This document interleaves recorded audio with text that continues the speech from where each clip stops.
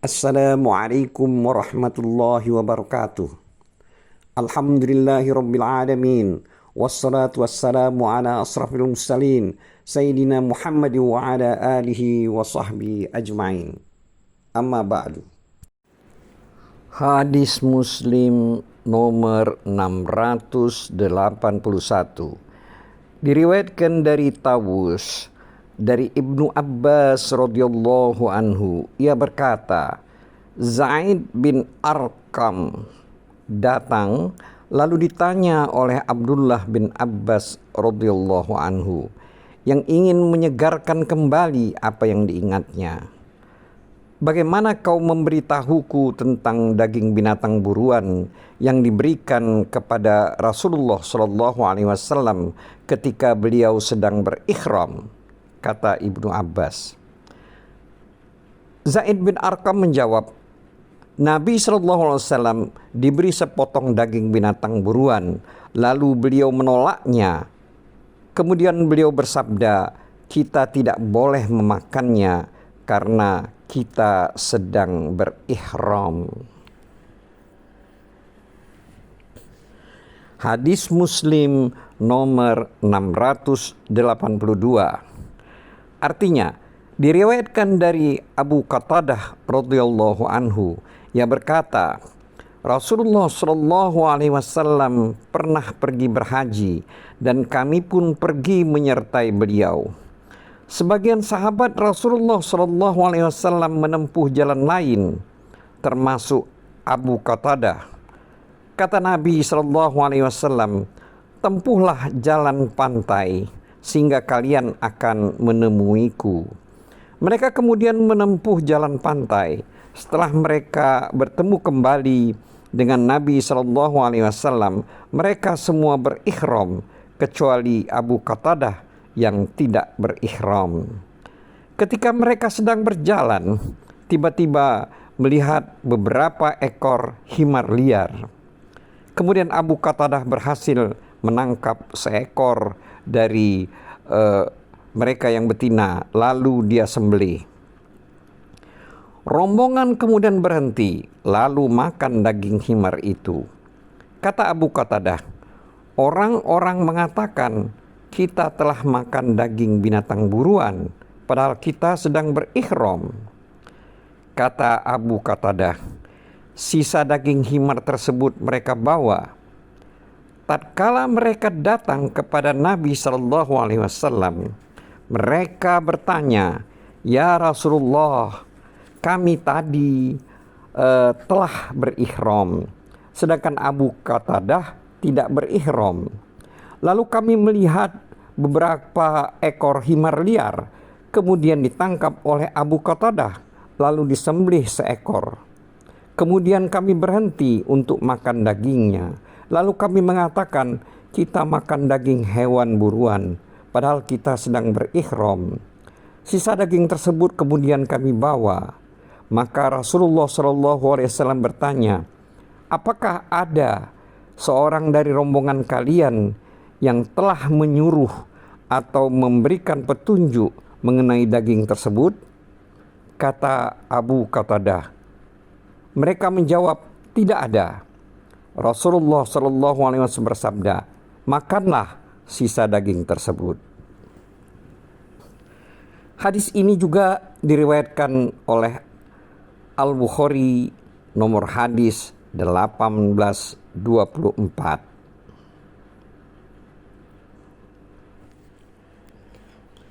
Hadis Muslim nomor 683. Diriwayatkan dari Aisyah radhiyallahu anha dari Nabi Shallallahu Alaihi Wasallam, beliau bersabda, ada 5 hewan berbahaya yang boleh dibunuh di luar dan di dalam tanah haram, yaitu ular, burung gagak, tikus, anjing gila, dan burung elang. Hadis ini juga diriwayatkan oleh Al-Bukhari nomor hadis 1829. Hadis Muslim nomor 684. Artinya, diriwayatkan dari Ibnu Umar radhiyallahu anhu, dari Nabi Shallallahu Alaihi Wasallam bahwasanya beliau pernah bersabda, ada 5 hewan yang tiada dosa bagi orang yang membunuhnya di tanah haram dan ketika sedang berihram, yaitu tikus, kalajengking, burung gagak, burung elang, dan anjing gila. Hadis ini juga diriwayatkan oleh Al-Bukhari nomor hadis 1828. Hadis Muslim nomor 685, artinya diriwayatkan dari Ibnu Buhainah radhiyallahu anhu bahwasanya Nabi Shallallahu Alaihi Wasallam pernah bercanduk pada bagian tengah kepalanya di jalan menuju Mekah ketika beliau sedang berihram. Hadis ini juga diriwayatkan oleh Al-Bukhari nomor hadis 5698. Hadis Muslim nomor 686, artinya diriwayatkan dari Nubaih bin Wahab. Ia berkata, kami pernah berpergian haji bersama Aban bin Usman. Ketika kami sampai di Malal, Umar bin Ubaidillah matanya sakit. Ketika kami sampai di Rawha, mata Umar bin Ubaidillah sakitnya sangat parah. Maka dia mengutus seseorang ke Aban bin Usman untuk menanyakannya. Aban mengirim pesan agar mata Umar tersebut diobati dengan daun sabir. Karena Utsman radhiyallahu anha pernah memberitahukan dari Nabi Shallallahu Alaihi Wasallam mengenai seseorang yang menderita sakit mata ketika sedang berihram agar diobati dengan daun sabir. Hadis Muslim nomor 687.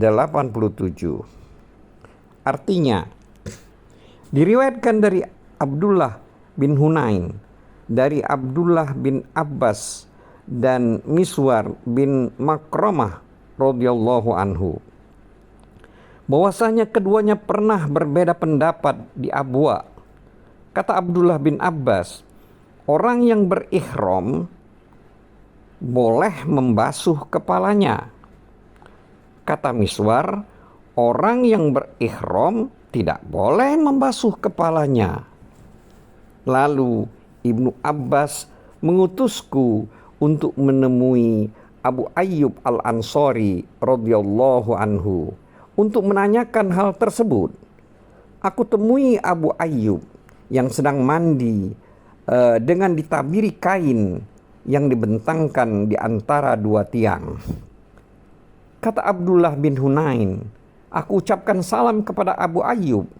Lalu dia bertanya, siapa ini? Aku jawab, aku Abdullah bin Hunain yang diutus oleh Abdullah bin Abbas untuk bertanya kepadamu, bagaimana Nabi Shallallahu Alaihi Wasallam membasuh kepalanya ketika beliau sedang berihram.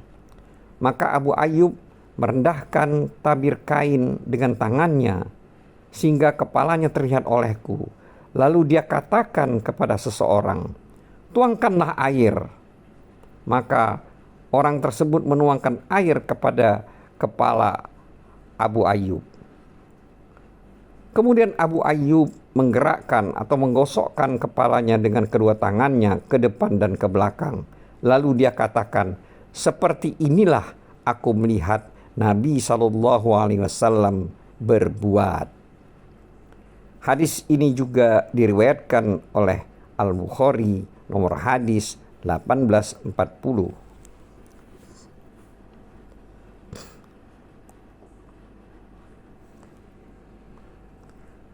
Hadis Muslim nomor 688. Diriwayatkan dari Abdullah bin Makil. Ia berkata, aku pernah duduk di dekat Ka'ab ketika dia berada di masjid. Lalu aku tanyakan kepadanya mengenai ayat berikut, yaitu ayat surat Al-Baqarah ayat nomor 196, yang artinya, maka wajib atasnya membayar fidyah berupa puasa atau memberikan sedekah atau menyembelih kurban. Ka'ab menjawab, ayat tersebut turun berkaitan dengan diriku. Aku pernah menderita sakit di kulit kepalaku ketika sedang berikhram. Lalu aku dibawa menghadap Rasulullah Shallallahu Alaihi Wasallam, sedangkan kutu bertebaran di wajahku. Maka Nabi Shallallahu Alaihi Wasallam bersabda, aku tidak pernah melihat penderitaan seperti yang menimpamu ini.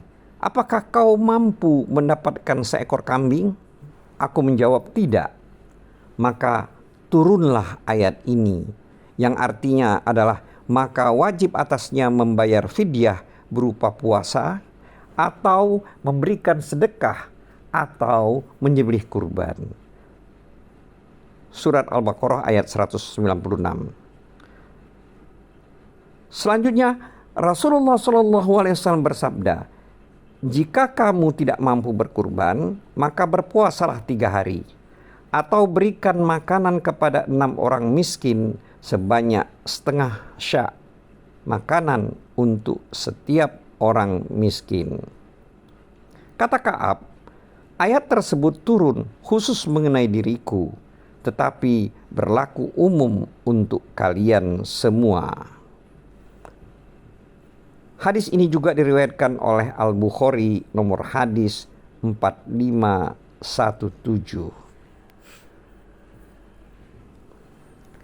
Hadis Muslim nomor 689. Diriwayatkan dari Ibnu Abbas radhiyallahu anhu dari Nabi sallallahu alaihi wasallam. Kata Ibnu Abbas, ada seseorang yang sedang berikhram, jatuh dari untanya sehingga patah lehernya, lalu dia meninggal. Nabi sallallahu alaihi wasallam bersabda, mandikanlah dia dengan air dan daun bidara, serta kafanilah dia dengan 2 kain ihramnya, dan jangan kau tutup kepalanya, karena Allah akan membangkitkannya kelak pada hari kiamat dalam keadaan bertalbiyah atau maksudnya berihram. Hadis ini juga diriwayatkan oleh Al-Bukhari nomor hadis 1265. Hadis Muslim nomor 690. Artinya, diriwayatkan dari Nafi bahwasanya Ibnu Umar radhiyallahu anhu tidaklah memasuki Mekah kecuali setelah bermalam di Zu'tua sampai pagi lalu mandi. Kemudian dia memasuki Mekah pada siang hari. Dan dia menuturkan bahwa Nabi SAW berbuat demikian itu. Maksudnya berbuat seperti demikian. Hadis ini juga diriwayatkan oleh Al-Bukhari nomor hadis 1574. Hadis Muslim nomor 691. Artinya, diriwayatkan dari Ibnu Umar radhiyallahu anhu bahwasanya Nabi SAW ketika berhaji keluar dari Madinah melalui jalan pepohonan dan masuk melalui jalan Mu'arras. Bila memasuki Mekah, beliau masuk melalui tempat atau daerah yang tinggi dan keluar melalui tempat daerah yang rendah. Hadis ini juga diriwayatkan Al-Bukhari nomor hadis 1575. Hadis Muslim nomor 692. Artinya, diriwayatkan dari Usamah bin Zaid bin Haritsah radhiyallahu anhu bahwasanya dia pernah bertanya kepada Nabi sallallahu alaihi wasallam, "Ya Rasulullah, apakah Anda singgah di rumah Anda di Mekah?" Beliau menjawab, apakah Aqil mewariskan untuk kami sebagian pekarangan dan rumah? Aqil dan Thalib mendapat warisan dari Abu Thalib, sedang Ja'far dan Ali tidak mendapat warisan sedikit pun karena keduanya menjadi muslim. Sedangkan Aqil dan Thalib tetap kafir. Hadis ini juga diriwayatkan Al-Bukhari nomor hadis 1588.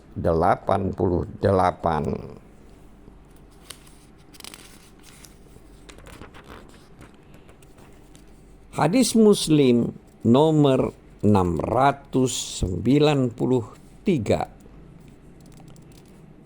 Diriwayatkan dari Ibnu Umar radhiyallahu anhu bahwasanya Nabi SAW bila tawaf dalam haji dan umroh, mula-mula beliau berlari kecil hingga 3 putaran di Baitullah, kemudian berjalan biasa 4 putaran, lalu 2 rakaat sholat, maksudnya sholat 2 rakaat.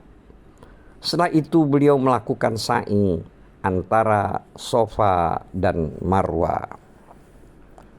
Hadis ini juga diriwayatkan oleh Al-Bukhari nomor hadis 1616.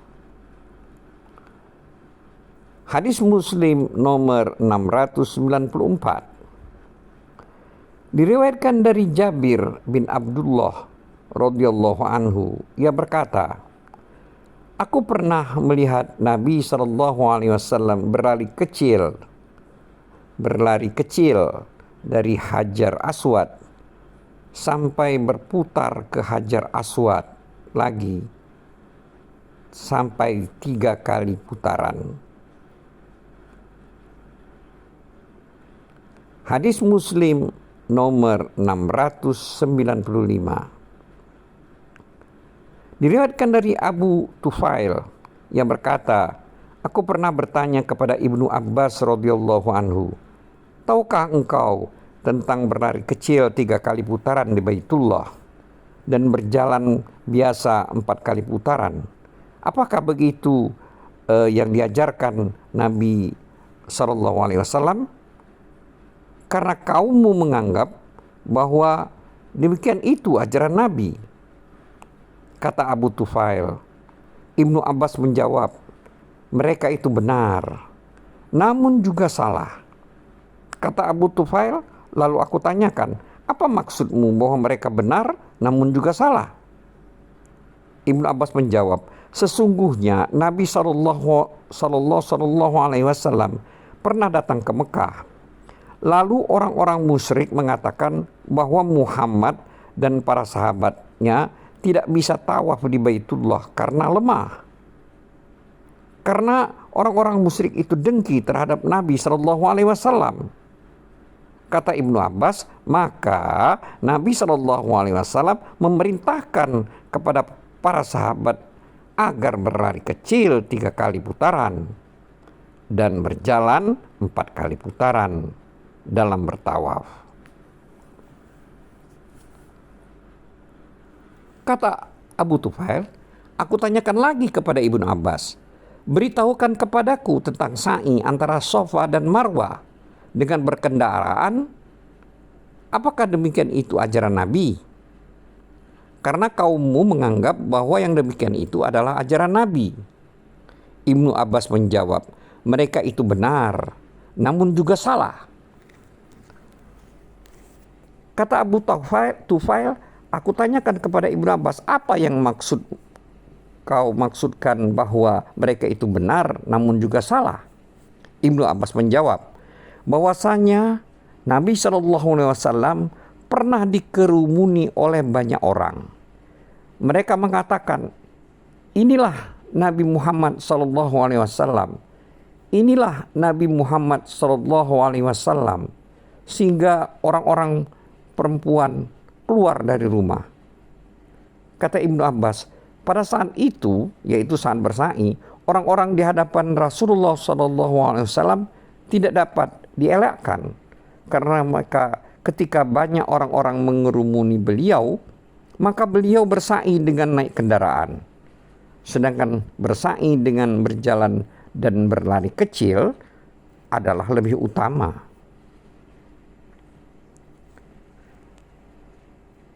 Hadis Muslim nomor 696.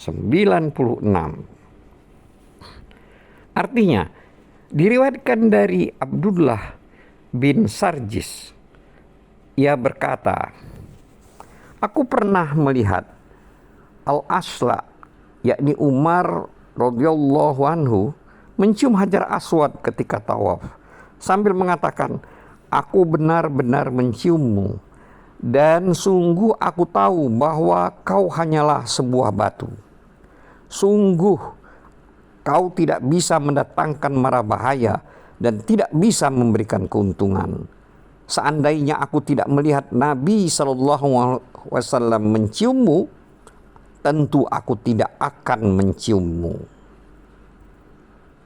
Hadis ini juga diriwayatkan oleh Al-Bukhari nomor hadis 1597.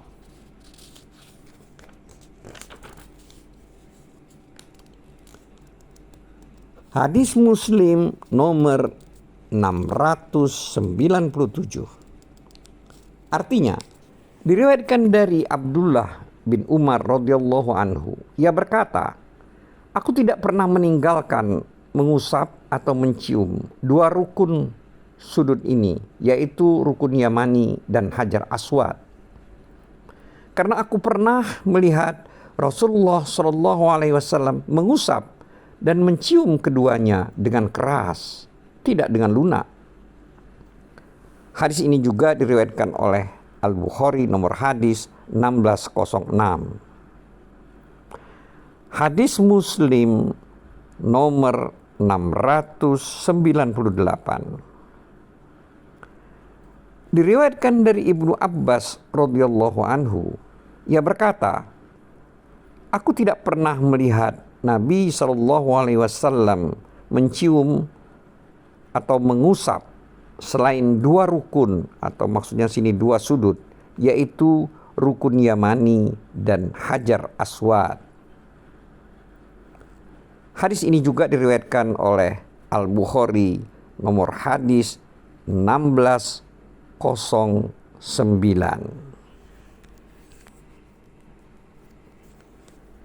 Hadis Muslim nomor 699. Artinya, diriwayatkan dari Jabir radhiyallahu anhu, ia pernah berkata, Nabi SAW pernah melakukan tawaf di Baitullah pada Haji Wada dengan naik kendaraan. Beliau mengusap Hajar Aswad dengan tongkat beliau agar beliau bisa dilihat oleh orang banyak, bisa memberikan bimbingan, dan agar orang-orang bisa bertanya kepada beliau, karena pada saat itu beliau tertutup oleh massa yang padat. Hadis Muslim nomor 700. Artinya, diriwayatkan dari Ummu Salamah radhiyallahu anha, ia berkata, ketika aku pernah mengadu kepada Nabi SAW karena aku sakit, lalu beliau bersabda, tawaflah di belakang orang-orang dengan naik kendaraan. Maka Ummu Salamah berkata, kemudian aku tawaf. Yang ketika itu Nabi SAW sholat di sisi Baitullah dengan membaca surat At-Tur wa kitabim mastur. Hadis ini juga diriwayatkan oleh Al-Bukhari nomor hadis 464.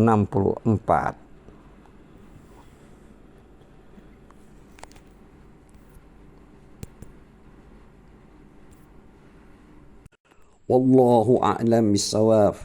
Wabillahi taufiq wal hidayah. Wassalamualaikum warahmatullahi wabarakatuh.